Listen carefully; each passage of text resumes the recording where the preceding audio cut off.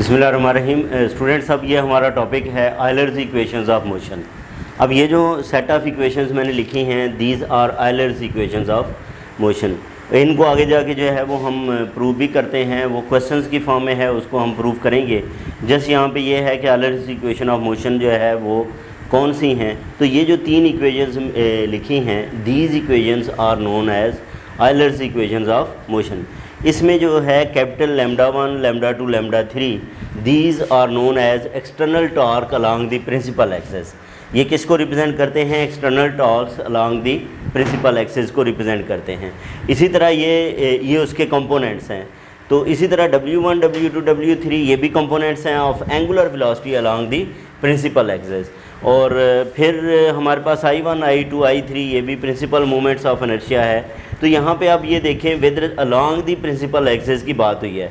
इसका मतलब ये है कि जो हमने कोऑर्डिनेट सिस्टम जो है वो चूज़ किया है, वो बेसिकली जो है वो किसको कोइंसाइड कर रहा है? प्रिंसिपल एक्सिस को कोइंसाइड कर रहा है। और वो किसके अंदर है? बॉडी के अंदर है। इस तरह जो बॉडी जिस तरह रोटेट करती है, उसके साथ ये भी जो है वो क्या करता है? सिस्टम रोटेट करता है। तो बहरहाल ये जो इक्वेशंस हैं, इनको कहते हैं आयलर्स इक्वेशंस ऑफ मोशन। इनको आगे जो है वो क्वेश्चन की सूरत में जो है वो प्रूव किया गया है, तो वहाँ पे हम जाके इसको प्रूव भी करेंगे। ये स्टूडेंट्स, हमारे पास एक प्रॉब्लम है 10.15 कि फाइंड ए रिलेशनशिप बिटवीन, हमें रिलेशनशिप फाइंड करनी है between time rate of change of angular momentum, time rate of change of angular momentum of a rigid body relative to the axis fixed in space and in the body respectively।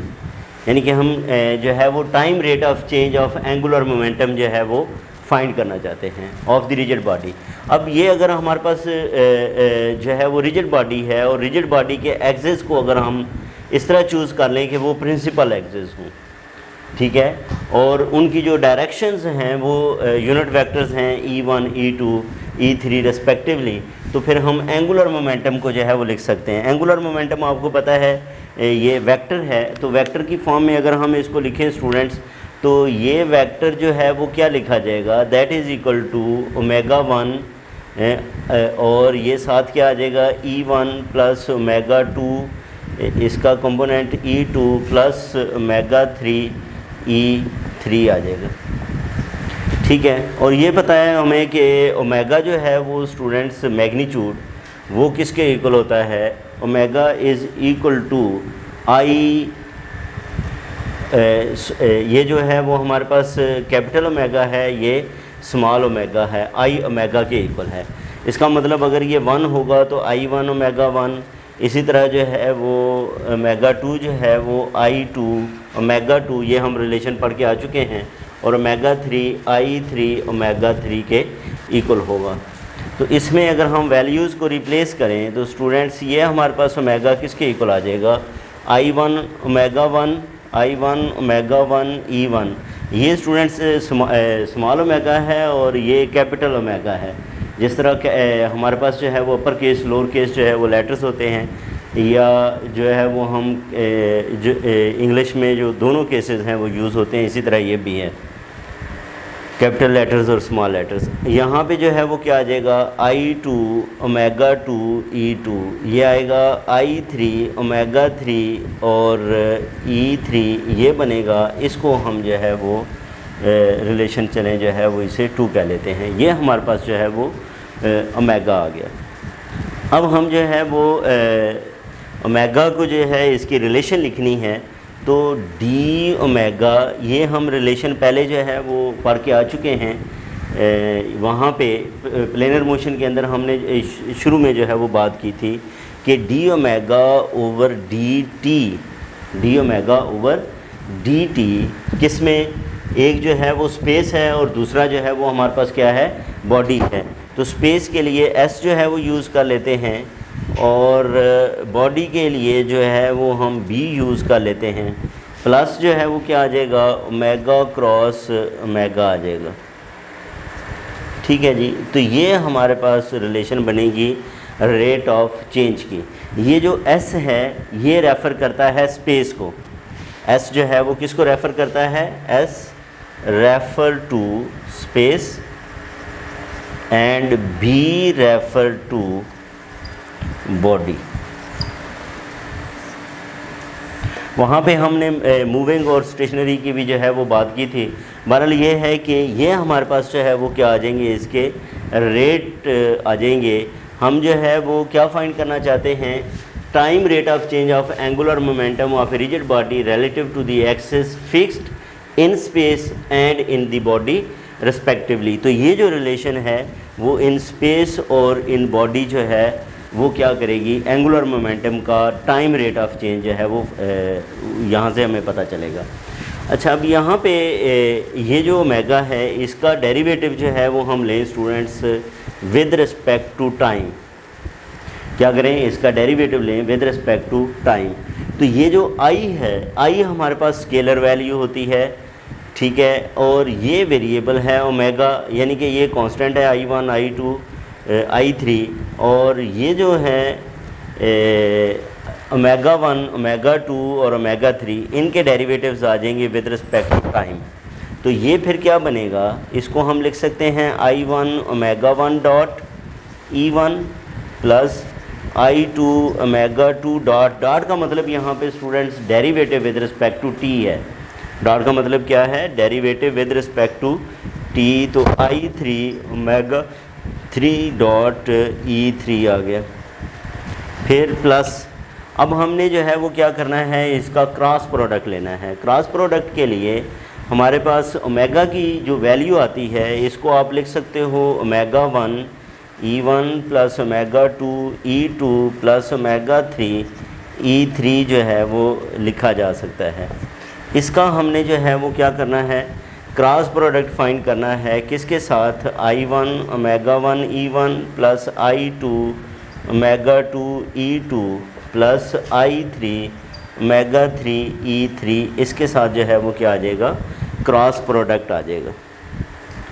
ठीक है जी। अब हम इसको भी आगे जो है वो क्या कर लेंगे, सिंप्लीफाई कर लेंगे। अब सिंप्लीफाई करना है तो ये स्टूडेंट्स क्या बनेगा हमारे पास, ये तो इसी तरह ही आएगा I1 ओमेगा 1 डॉट E1, ठीक है। इसका हम जो क्रॉस प्रोडक्ट है उसको फाइंड करके यहाँ पे जो है वो लिख लेते हैं। इसका जो क्रॉस प्रोडक्ट आता है उसको हम ये देखते हैं कि क्रॉस प्रोडक्ट जो है वो किसके इक्वल है। अब क्रॉस प्रोडक्ट हमने फाइंड करना है तो बेसिकली ओमेगा क्रॉस ये वाला जो ओमेगा है तो ये E1 E2 E3 आ जाएगा, और ये क्या बनेगा ओमेगा 1 ओमेगा 2 ओमेगा 3, ये आएगा I1 omega 1 I2 omega 2 I3 omega 3 और इसका डिटर्मिनेंट। ठीक है जी, ये हमारे पास जो है वो आ गया। अब हम बेसिकली क्या करना चाह रहे हैं, इसको सिंप्लीफाई करना चाह रहे हैं। अब E1 जो है इसको लिखें तो ये डिलीट हो जाएगा, तो ये आएगा I3 ओमेगा 2 ओमेगा 3 माइनस ये आएगा I2 ओमेगा 2 ओमेगा 3 और साथ आ जाएगा E1। ठीक है जी, साथ क्या आ जाएगा, E1 आ जाएगा। फिर माइनस की जगह पे अगर मैं प्लस कंसिडर करूं तो ये डिलीट हो गया, ये डिलीट हो गया। अब जो है वो मैंने लिखना ये था तो मैं इसको पहले लिख लेता हूं। ये आ जाएगा I1 omega 1 omega 3 minus I3 omega 1 omega 3, इसके साथ आ जाएगा E2 प्लस ये E3 है तो ये बनेगा I2 omega 1 omega 2 minus I1 omega 1 omega 3 और साथ जो है वो E3 आ गया।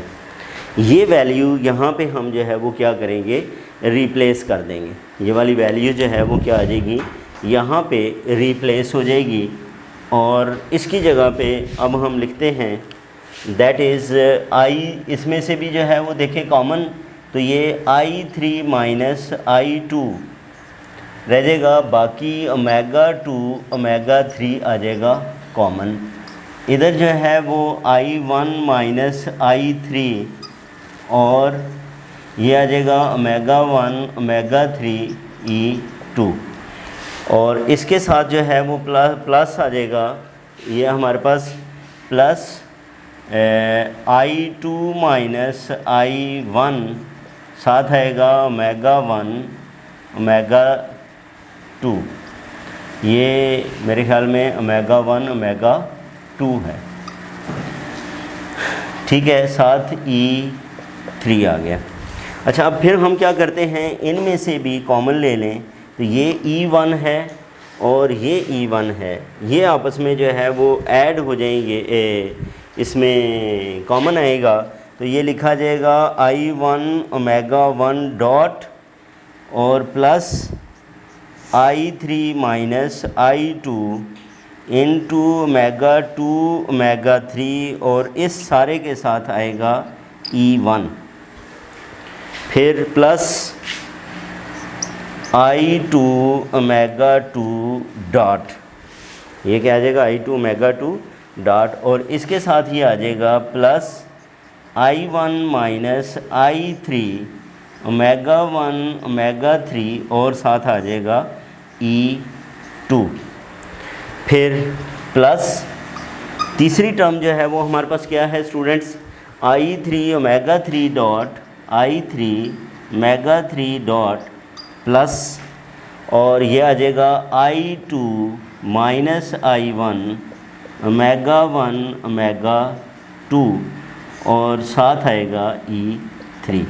तो ये हमारे पास जो है वो रिलेशन आ गई D omega over D T at S, और यही हमें जो है वो क्या करनी थी, फाइंड करनी थी।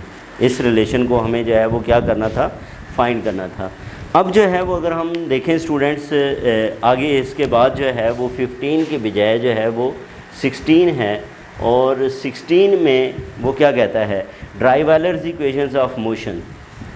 16 में वो क्या कहता है, drive Euler's equations of motion. तो ये जो सारे दोनों क्वेश्चंस हैं ये बेसिकली इक्वेशंस ऑफ मोशंस को जो है वो कंप्लीट कर रहे हैं।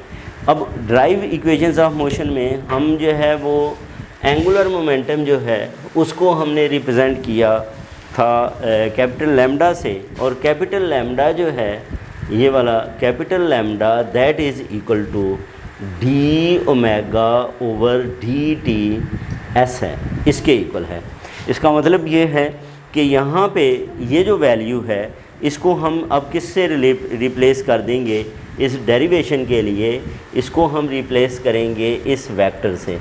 अब इस वेक्टर से जब हम इसको रिप्लेस करते हैं तो इस वेक्टर को अगर हम लिखें तो क्या लिखा जा सकता है, इसको वेक्टर की फॉर्म में बाद में लिख लें तो ये क्या लिखा जाएगा, दैट इज़, इसके साथ जो है वो 1 लिख लें, E1 प्लस E2 प्लस और E3 इज़ इक्वल टू, फिर इसके साथ ये आ जाएगी, ये वाली जो है वो पूरी रिलेशन आ जाएगी। और ये रिलेशन लिखने के बाद हम क्या करेंगे, इसका कंपैरिजन करेंगे। जब हम कंपेयर करेंगे तो कंपेयर करने के बाद मैं इस वैल्यू को जो है वो लिख रहा हूँ, और वो वैल्यू जो है वो स्टूडेंट्स क्या बनेगी हमारे पास, उसमें ये देखें, ये पहले मैं लिख रहा हूँ, ये किसके इक्वल आएगा, I1 omega 1 dot plus I3 minus I2 और साथ ओमेगा 2 ओमेगा 3 और ये लैम्डा 1 के इक्वल है। फिर I2 omega 2 dot plus I1 minus I1 minus I3 और ये ओमेगा 1 ओमेगा 3 और ये लैम्डा 2 के इक्वल है। फिर I3 omega 3 dot plus I2 minus I1 omega 1 omega 2, ये अब ये जो तीनों इक्वेशंस हैं यही हमारे पास जो है वो basically Euler's equations of motions थी, जो कि हमने जो है वो ड्राइव की, और यही हमें ड्राइव करना था। ये 2 क्वेश्चंस थे जिसके अंदर बेसिकली आयलर इक्वेशंस को ही जो है वो क्या किया गया है, ड्राइव किया गया है। इसके बाद जो नेक्स्ट टॉपिक है उसको हम नेक्स्ट वीडियो में डिस्कस करेंगे। अपना ख्याल रखें। अल्लाह हाफ़िज़।